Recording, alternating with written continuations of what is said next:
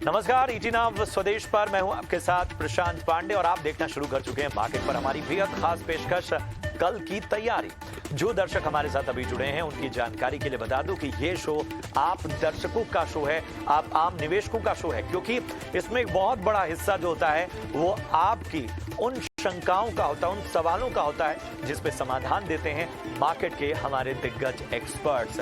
ये दिग्गज एक्सपर्ट्स न सिर्फ आपके सवालों का जवाब देते हैं बल्कि बाजार की चाल पर भी आपको भरोसेमंद सलाह देते हैं, किन किन लेवल्स पर आपको नजर रखनी है ये बताते हैं और इसके साथ ही कमाई वाले शेयर्स भी आपके सामने रखते हैं।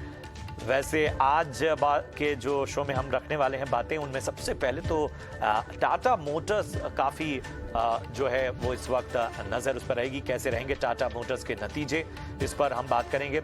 आज के बाजार के हिसाब से कल की रणनीति क्या होनी चाहिए और बाजार में कमाई का वीआईपी सेगमेंट, ये देखना मत भूलिएगा क्योंकि यहाँ आपको शेयर्स में कमाई के मौके बनते हुए दिखाई देंगे।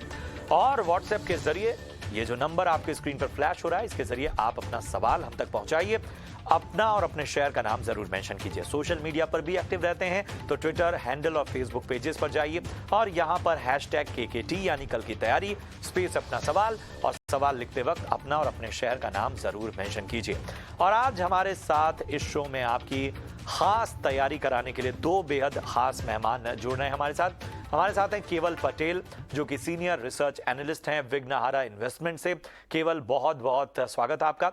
और आस्था जैन जी हैं जो कि सीनियर रिसर्च एनालिस्ट हैं HAM सिक्योरिटीज लिमिटेड से।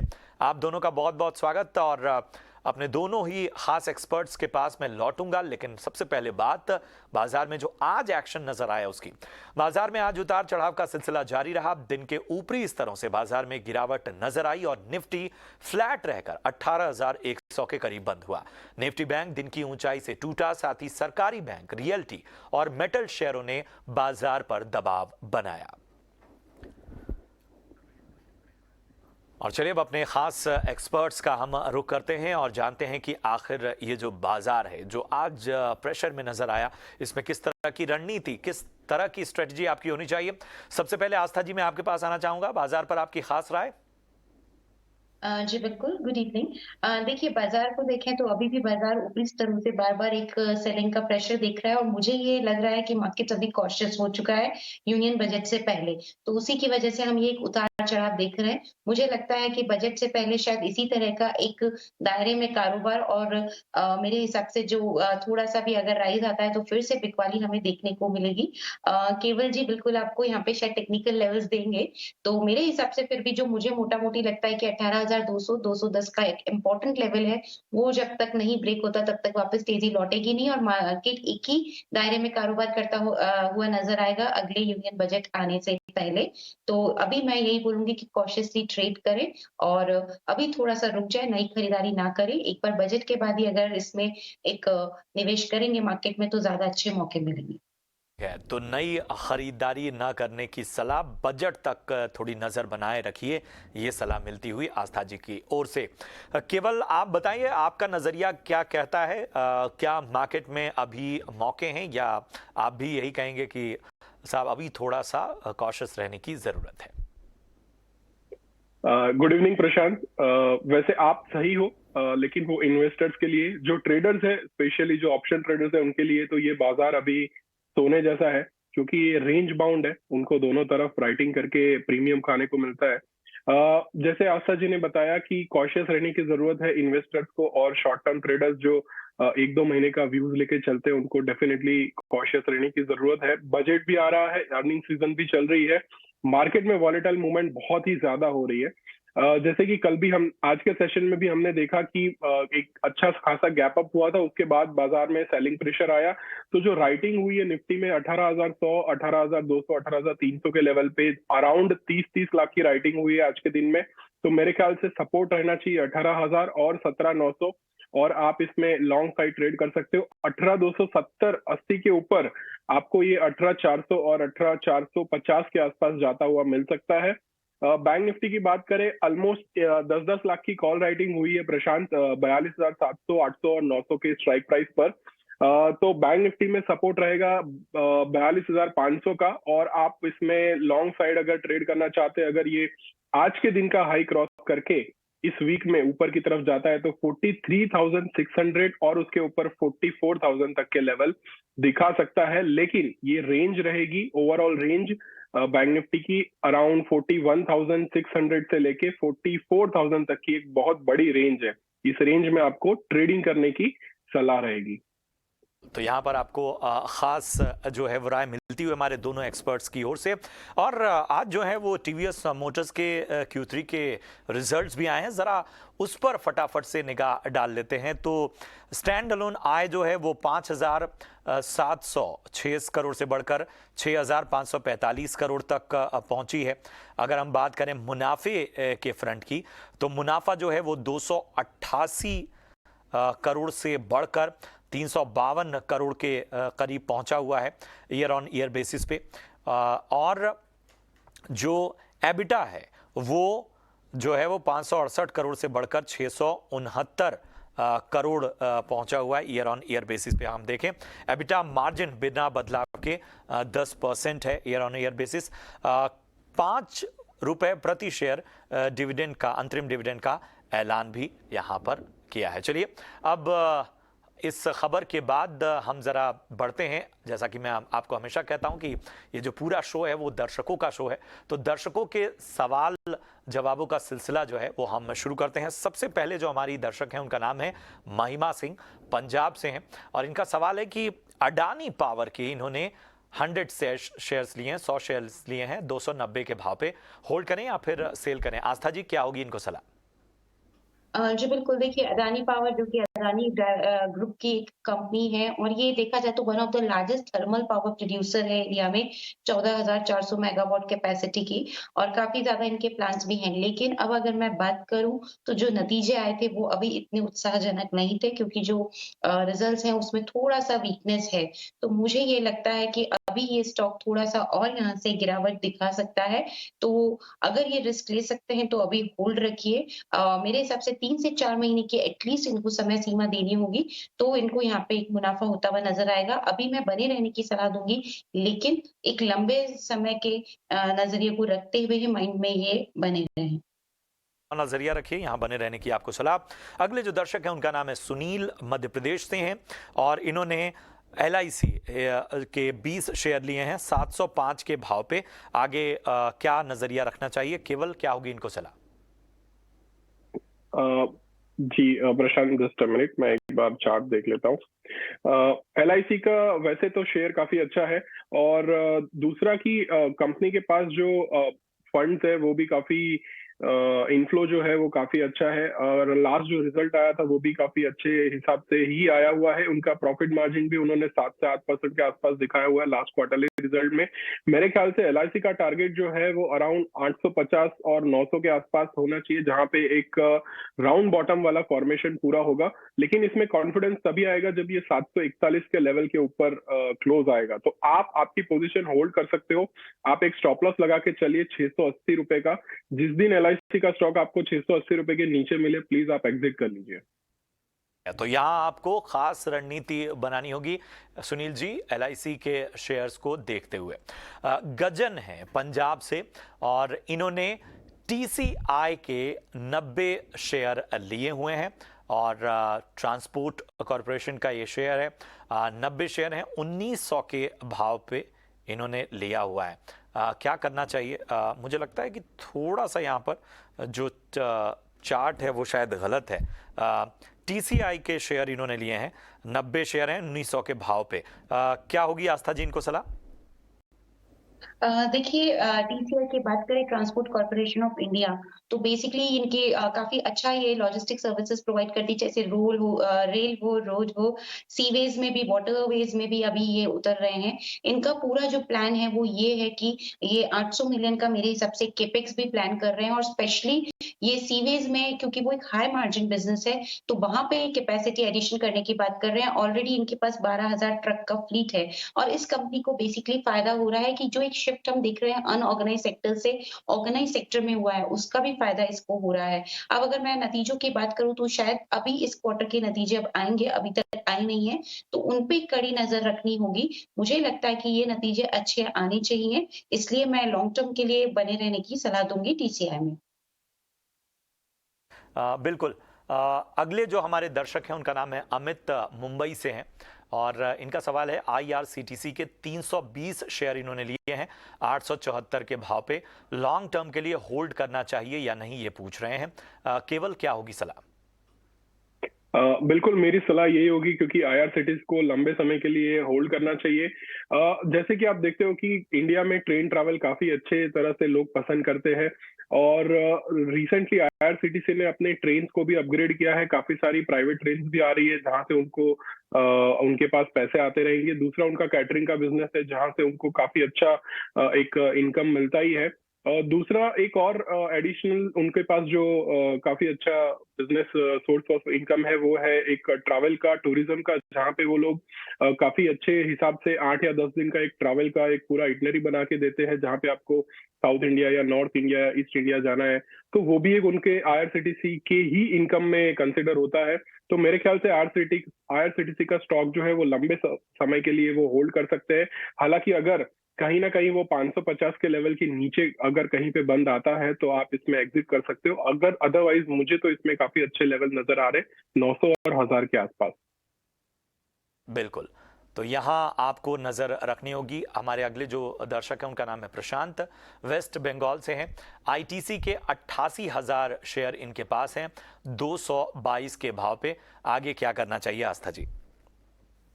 सबसे पहले तो बहुत बहुत बधाई, क्योंकि काफी बढ़िया लेवल्स पे इन्होंने खरीदा है और बढ़िया मुनाफा इन्हें हो रहा है। मेरे हिसाब से क्योंकि इतना अच्छा मुनाफा हो रहा है तो ये और होल्ड करेंगे तो बेटर रहेगा, क्योंकि अगर स्टॉक टूटा भी तो भी बढ़िया मुनाफे में रहेंगे, तो एक रिस्क लिया जा सकता है। आईटीसी की मैं बात करूं तो जो पिछले नतीजे थे वो तो काफी उत्साहजनक थे। दूसरी तरफ देखें तो देखिए, एक तरफ स्टेबल टैक्सेशन पॉलिसी, दूसरी तरफ जो नए प्रोडक्ट लॉन्चेस हो रहे, तीसरी तरफ जो इनका होटल बिजनेस है वो भी काफी बढ़िया यहाँ पे काम कर रहा है। इनफैक्ट इन्होंने क्वार्टर 2 ऑफ FY 23 में अहमदाबाद में भी एक नया होटल लॉन्च किया था। इनका जो स्टेशनरी बिजनेस है वो भी बढ़िया यहाँ पे परफॉर्म करता हुआ नजर आ रहा है। तो मुझे ऐसा लगता है कि जितने भी बिजनेस सेगमेंट्स है जिसमें ये डाइवर्सिफाइड है, जैसे एफएमसीजी, होटल, स्टेशनरी, मैं जितने भी बिजनेसेस जानती हूँ सब में मुझे ये काफी बढ़िया प्लेयर लगता है, और मुझे लगता है आगे जाते हुए नतीजे और भी बेहतरीन ये कंपनी देती रहेगी। तो मेरे हिसाब से अगर कैश लेने की कोई जल्दी नहीं है, रुक सकते हैं, तो इन स्तरों पे मैं अभी भी वेट करने की सलाह दूंगी। को वेट करने की सलाह, बने रहने की सलाह। अगले जो हमारे दर्शक हैं नाम है प्रभात झा, ठाणे से हैं और इनका सवाल है नायका के 60 शेयर इनके पास हैं 190 के भाव पे। आगे का नजरिया चाहते हैं, केवल क्या होगी इनको एडवाइस? प्रशांत, नायका के शेयर में हमने काफी वॉलेटिलिटी देखी है रिसेंटली, जो उनका स्टॉक सेलिंग भी आया था बीच में, और अभी कल के सेशन में जो एक सपोर्ट के पास अटका हुआ था प्राइस, टेक्निकल सपोर्ट के पास, उसके बाद आज एक काफी अच्छे वॉल्यूम के साथ इसमें एक मूव मिला है। मैं 190 तो एक्सपेक्ट नहीं कर रहा हूँ, लेकिन कहीं ना कहीं अगर वो इसको एवरेज करना चाहते हैं पोजीशन को, तो 120 के लेवल के साथ एवरेज करिए। और जब भी आपका कॉस्ट प्राइस आ जाता है, जैसे कि आपका कॉस्ट प्राइस अराउंड 150 के आसपास होगा, तो आप 150 के आसपास आपकी पोजीशन क्लोज कर सकते हैं। मैं लंबे समय के अवधि के लिए नायका में इन्वेस्ट करने की सलाह नहीं देता हूं। इससे अच्छा है कि आप किसी अच्छे एफएमसीजी या और बैंकिंग के स्टॉक्स में आप ये फंड जो है वो शिफ्ट करिए, वहां पे आपको ज्यादा कमाई का मौका मिलेगा। ठीक है, तो यहाँ से आपको कहीं और जो है वो बेहतर मौके नजर आ सकते हैं, यहाँ से निकलने की सलाह। कैलाश हैं हमारे अगले दर्शक, महाराष्ट्र से हैं। एनआरबी बियरिंग के 50 शेयर हैं इनके पास। एक बार फिर दोहरा दूं, एनआरबी बियरिंग के 50 शेयर इनके पास हैं, भाव है 172 का। 3 महीने के लिए नजरिया चाहते हैं। आस्था जी, क्या होगी इनको सलाह? देखिए, सलाह तो बिल्कुल बनी रहने की होगी, क्योंकि अभी भी नुकसान हो रहा है, तो मेरे हिसाब से लॉस में ना ये निकलें। अगर मैं एनआरबी बियरिंग की बात करूं तो बेसिकली बियरिंग मैन्युफैक्चरर है ये कंपनी, और इनका जो एक बड़ा क्लाइंट है वो इलेक्ट्रिक व्हीकल ईवी मैन्युफैक्चरिंग में है, तो वो भी एक काफी ज्यादा अच्छा यहाँ पे सॉलिड फुटिंग देता है कंपनी को। मुझे लगता है कि जो इनफैक्ट नतीजे भी थे वो भी यहाँ पे उत्साहजनक नहीं थे, उसकी वजह से ही हमने एक फॉल देखा था। बट लॉन्ग टर्म में जिस तरह से ऑटोमोटिव सेगमेंट यहाँ पे सॉलिड लग रहा है, मुझे लग रहा है कि कंपनी को एक कंटिन्यूअस यहाँ पे ग्रोथ मिल सकती है लॉन्ग टर्म में। इसलिए अभी तो ये यहाँ पे लॉस बुक ना करें, लेकिन लॉस का भी कारण है क्योंकि कंपनी अच्छे नतीजे नहीं दिखा पा रही है। लेकिन फिर भी मैं इन्हें सलाह दूंगी कि एक बार वेट करें, दिसंबर के रिजल्ट्स अगर कुछ अच्छे आते हैं तो शायद ऊपरी स्तरों पे इनको एग्जिट होने के चांस मिलेंगे। इसलिए अभी होल्ड करें, एटलीस्ट 2 से 3 महीने की समय सीमा को ध्यान में रखते हुए। बिल्कुल, तो यहाँ आपको 2 से 3 महीने कम से कम होल्ड करने की सलाह और आगे नतीजों पर भी नज़र रखिएगा। सत्यम प्रताप हैं ग्वालियर मध्य प्रदेश से। सुला के इन्होंने 42 शेयर लिए हैं, सुला वाइन यार्ड्स के, और 357 के भाव पे इन्होंने लिया हुआ है। आगे की नज़रिया चाहते हैं केवल, क्या होगी इनको सलाह?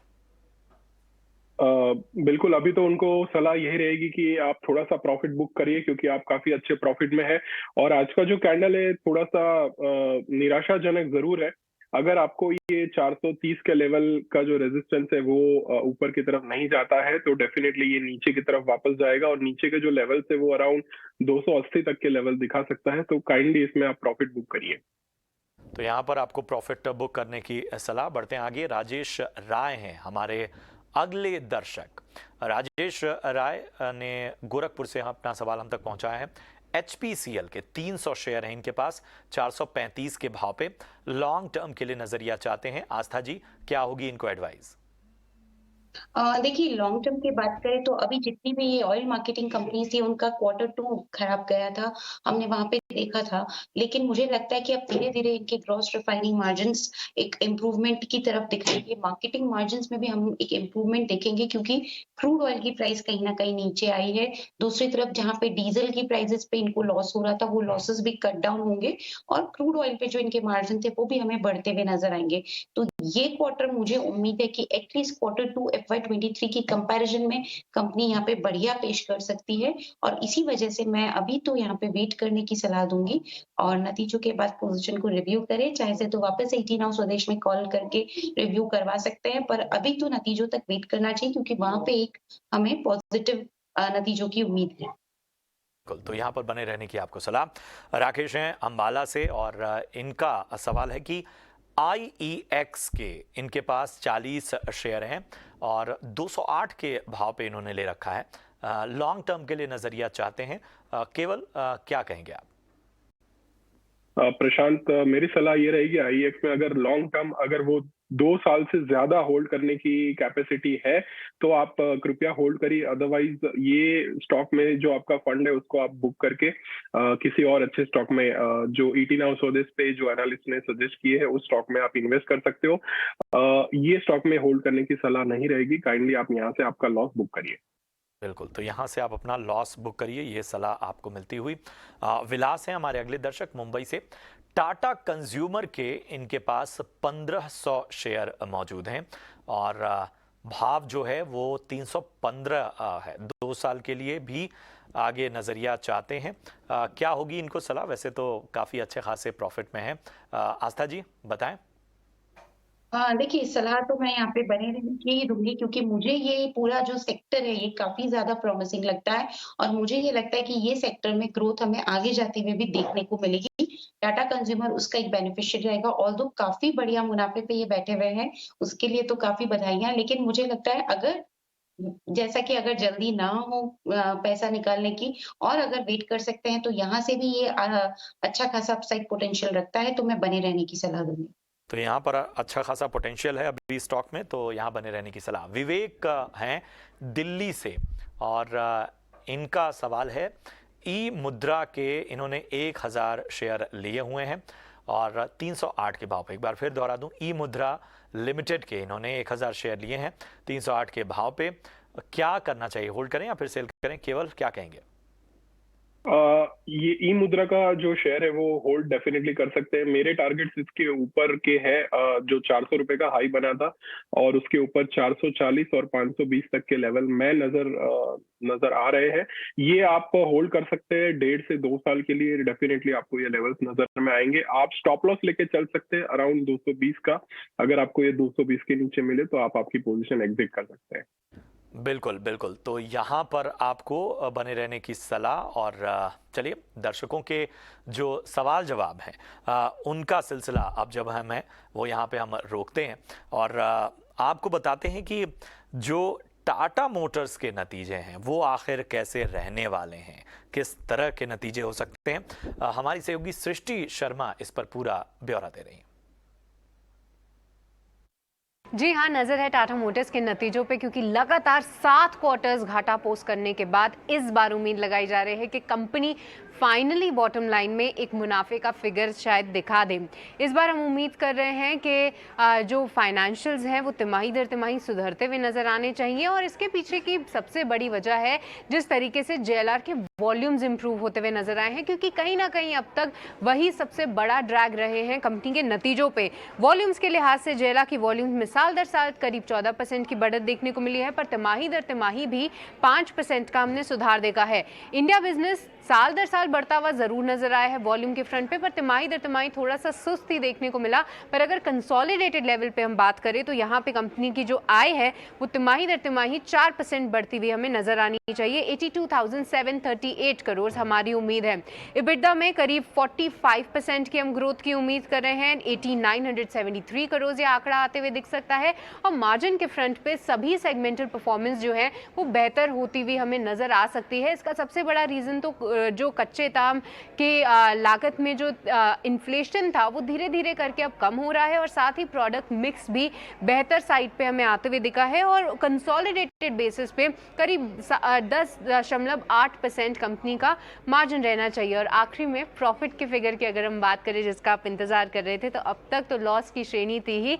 इस बार एनालिस्ट काफी विपरीत तरीके के एस्टिमेट्स लेकर आए हैं, पर हम ET Now स्वदेश पे 285 करोड़ का मुनाफा उम्मीद कर रहे हैं। मार्जिन के फ्रंट पे क्विकली हमारी नजर रहेगी इंडिया पैसेंजर व्हीकल बिजनेस के मार्जिन जो कि 7% से ऊपर रहने की उम्मीद कर रहे हैं। JLR के EBIT मार्जिन 3.4 से 3.7% आ सकते हैं। इसके अलावा नजर रहेगी कंपनी की कमेंट्री पे, खास तौर से जो इलेक्ट्रिक व्हीकल बिजनेस में और फंडिंग की जो खबरें आ रही हैं रिपोर्ट्स है उस पर और क्लैरिटी क्या कुछ देती है मैनेजमेंट, इस पे भी हमारी नजर रहेगी।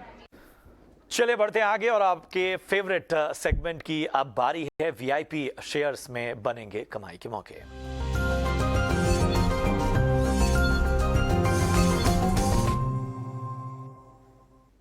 सबसे पहले आस्था जी आपके पास आएंगे, बताएं आपकी चॉइसेस क्या है। देखिए, मुझे पसंद आ रहा है पूना वाला फिनकॉर्प। बहुत ही शानदार नतीजे कंपनी ने यहाँ पे पेश किए थे। मुझे लगता है कि ये और भी अच्छे यहाँ पे स्टॉक रिटर्न्स देती हुई दिखेगी। मैं ये मान के चल रही हूँ कि थोड़ा सा डिप आ सकता है स्टॉक प्राइसेस में, तो अभी ना खरीदे। 295 296 के जोन में बहुत बढ़िया बाइंग होगी, तो बाइंग ऑन डिप्स की स्ट्रेटेजी के साथ जाना है पूना वाला फिनकॉर्प में। इसमें जो टारगेट सेट किया जा सकता है वो 335 से 338 का रहेगा। 8 से 10 ट्रेडिंग सेशंस के लिए ये कॉल दी जा रही है। ये है आस्था जी की पसंद VIP पिक के लिहाज से। केवल आपका रुख करेंगे, बताएं आपकी नजर कहां पर है। बिल्कुल प्रशांत, मेरी नजर एक होटल स्टॉक पर है आज, जिसका नाम है शैलेट होटल्स। और मेरे जो लेवल्स है वो अभी आप करंट भाव पे भी बाय कर सकते हैं। इसका स्टॉप लॉस रहेगा 320 रुपए का। टारगेट मेरा है अभी शॉर्ट टर्म 440 रुपए का। आप इसको होल्ड कर सकते हैं 2 से 3 महीने तक। मेरे लिए ये काफी अच्छा स्टॉक इसलिए है क्योंकि इसकी कमिंग सून प्रॉपर्टीज भी है। ये दिल्ली T3 एयरपोर्ट पे अपनी एक प्रॉपर्टी लेके आ रहे हैं, और बैंगलोर, पुणे और हैदराबाद जैसे बड़े सिटीज में भी इनके कमर्शियल और होटल के प्रोजेक्ट अभी चालू है।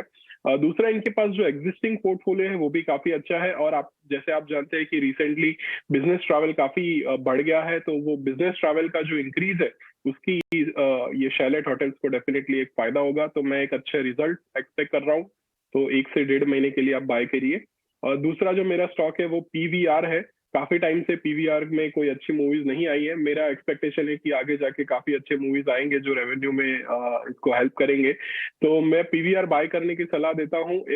मेरी जो सलाह है वो एक टेक्निकल चार्ट के बेसिस पे है। अभी एक काफी अच्छे स्ट्रॉन्ग सपोर्ट पे PVR ट्रेड कर रहा है, तो मैं 1580 के लेवल के स्टॉप लॉस के साथ बाय करना चाहता हूँ। 1790 और 1890 मेरे टारगेट रहेंगे, और जो कि मेरे एक स्ट्रॉन्ग रेजिस्टेंस लेवल है। तो ये 2 VIP शेयर्स मेरे तरफ से यहां पर आपके कमाई के मौके बनते हुए नजर आएंगे। अब शुक्रिया करेंगे केवल आपका, इसके साथ ही आस्था जी आपका भी बहुत बहुत धन्यवाद शो में जुड़ने के लिए, हमारे दर्शकों को अहम सलाह देने के लिए। फिलहाल कल की तैयारी की पूरी टीम को दीजिए इजाजत। आप देखते रहिए ET Now स्वदेश। नमस्कार।